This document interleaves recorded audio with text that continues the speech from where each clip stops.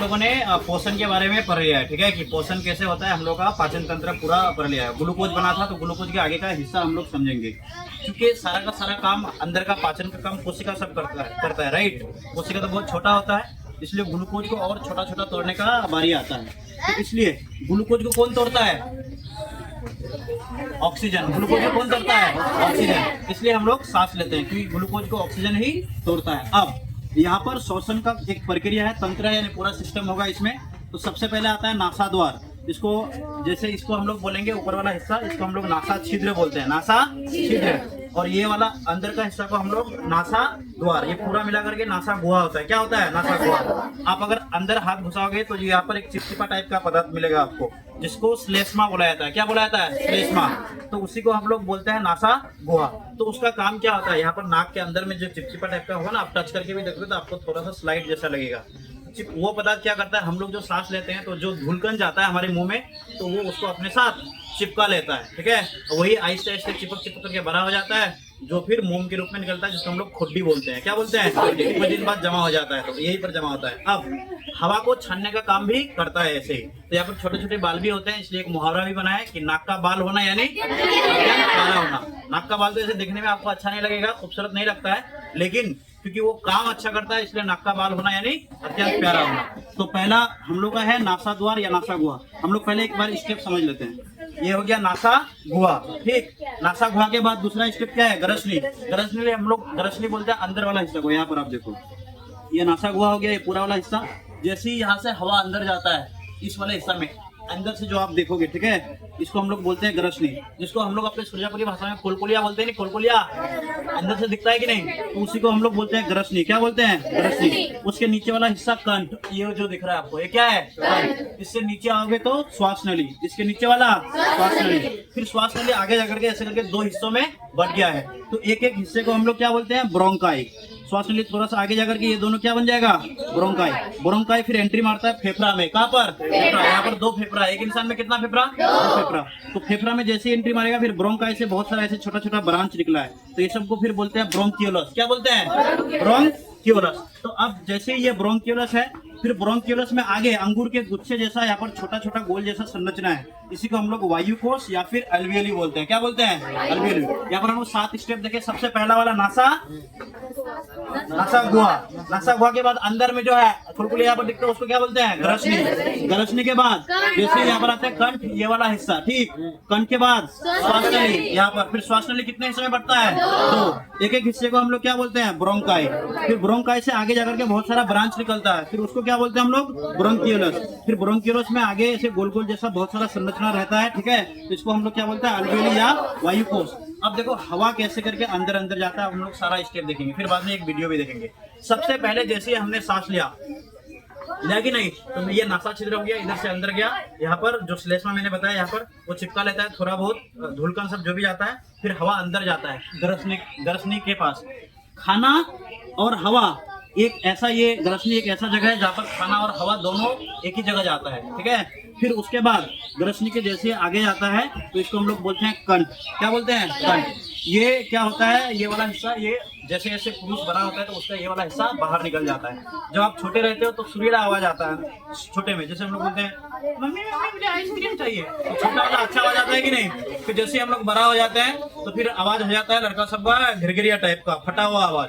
फिर बोलता है भाई कच अभी कहाँ है, तो फिर फटा हुआ आवाज निकलता है। तो ये कंठ की वजह से ही हम लोग का ये वाला हिस्सा बाहर आ जाता है, ठीक है। तो यहाँ पर एक्सप्लेन यहाँ पर भी क्या है कि कंठ या स्वर तंत्र जिसको हम लोग बोलते हैं, इसको क्या बोलते हैं? लैरिंक्स भी बोला जाता है। हिंदी में एक और नाम क्या है?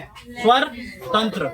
स्वर तंत्र भी बोलते हैं क्योंकि यही से आवाज आता है। ये कंपन करता है, ये तभी आवाज आता है। अगर इसको आप दबा करके रखोगे तो फिर आवाज उतना अच्छा नहीं आएगा। इसको कंठ बोलते हैं, समझ में आएगा नहीं? ये कंपन होगा तभी आवाज आएगा, ठीक। तो ये नाक और मुंह तो एक जरिया है खाली, जिसके जरिए से हवा अंदर जाता है। किसी का अगर बहुत ज्यादा खराब स्थिति हो जाएगा, इधर मान लो एक्सीडेंट हो गया, तो डायरेक्ट यहाँ से पाइप लगा करके डायरेक्ट आपको हवा दे सकता है अंदर, यही से डायरेक्ट जाता है, ठीक है। तो अब हम लोग आते हैं कंठ या इसमें गरसनी में। ये एक लंबी चौड़ी प्लास्टिक की बनी हुई होती है, इसी के कंपन से आवाज पैदा होता है। पुरुष में ये क्या होता है? उठा हुआ।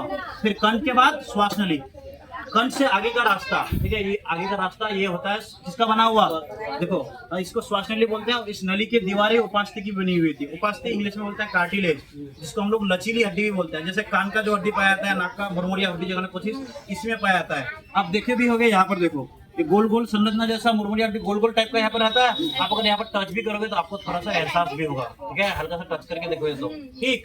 अब ये उपास्थि का जो बना हुआ रहता है, ये हम लोग देखेंगे कि उपास्थि का क्यों बना हुआ रहता है। और ये वलयाकार होता है, यानी रिंग शेप का, अंगूठी टाइप का। अब सुनो, जब हम लोग सांस लेते हैं, ठीक, सांस जाता है तो वो तो है एक पाइप ना, पाइप को कभी देखोगे अगर पाइप से हवा निकल जाएगा तो पाइप तो पिचक जाएगा। तो अगर ये पर लचीली हड्डी नहीं रहता तो कभी अगर सांस उस लेने में हम लोग को दिक्कत होता या कम हवा मिलता तो हम लोग का नली आपस में पिचक जाता तो फिर आदमी तो ऐसे करके काटा फिस हो जाता है उसका। तो इसलिए वहां पर उस तरीके से बनाया है कि लचीला हड्डी दिया है ताकि हवा का मात्रा कम भी जाए फिर भी वो आपस में पिचके नहीं। तो यहाँ पर लिखा हुआ भी है कि वायु की मात्रा कम रहने पर पिचकती नहीं है। उसके बाद श्वास नली कितने हिस्सों में बांटता है, 2 हिस्सों में। एक एक हिस्से को हम लोग क्या बोलते हैं, ब्रोंकाई।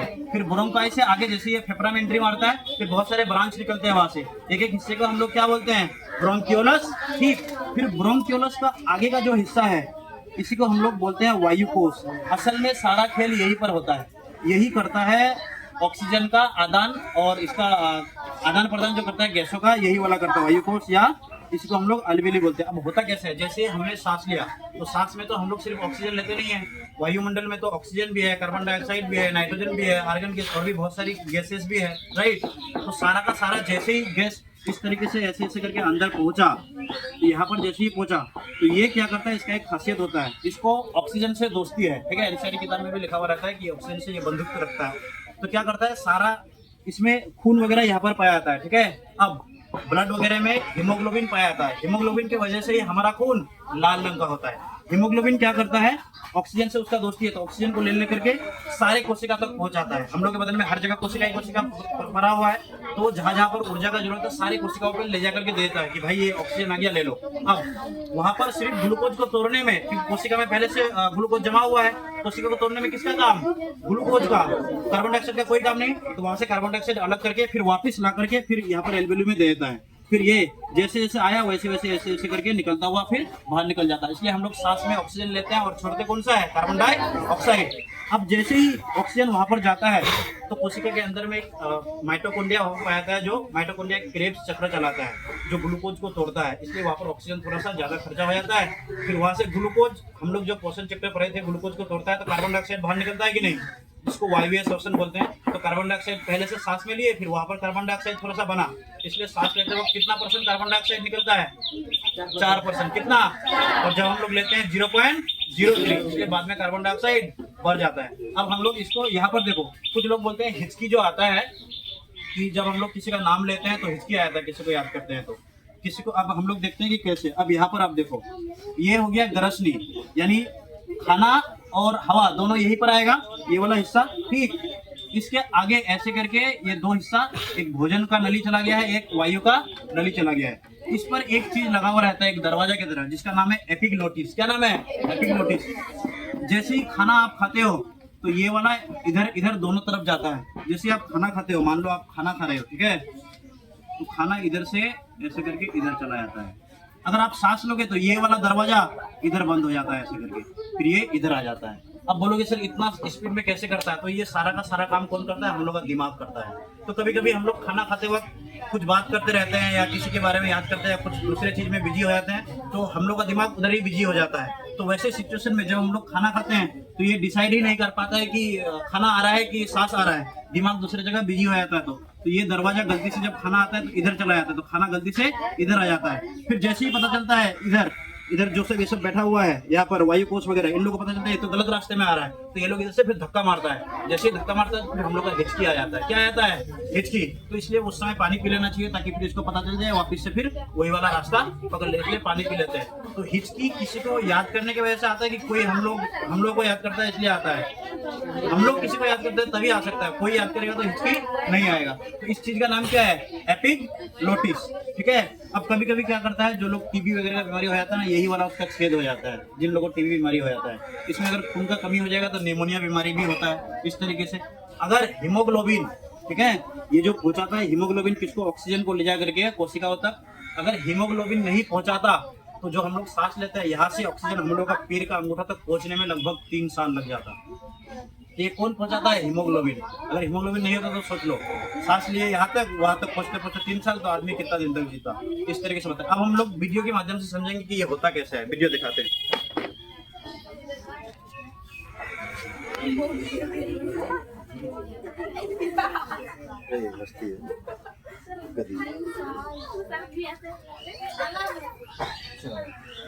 ये आपको दिख रहा है।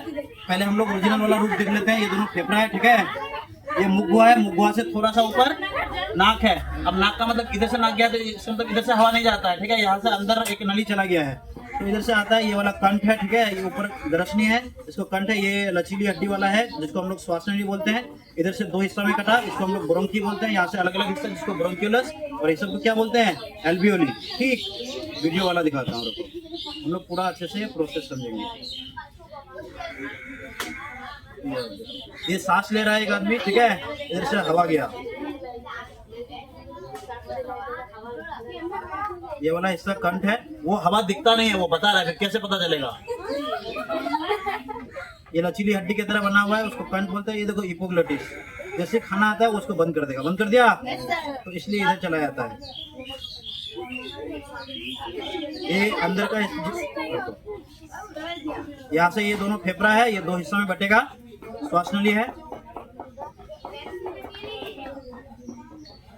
हाँ। एक चीज और, ये जो आपको दिख रहा है ये वाला, ये श्वास नली में पाया जाता है। इस नली में छोटा छोटा बाल नुमा संरचना जैसा पाया जाता है, जिसको हम लोग सीलिया बोलते हैं। क्या बोलते हैं? सीलिया। यहाँ पर भी बाल की तरह बहुत छोटा छोटा रहता है। जो लोग स्मोकिंग करते हैं, धूम्रपान करते हैं, सिगरेट बीड़ी खाता है, तो वो आहिस्ते आहिस्ते धुआं जैसे आता है तो उस बाल को खत्म कर देता है। तो उसका भी काम है। जो नाक से बच गया, थोड़ा बहुत धुलकन बहुत छोटा छोटा था, अगर वहाँ नहीं चिपका है तो ये लोग रोक लेता है।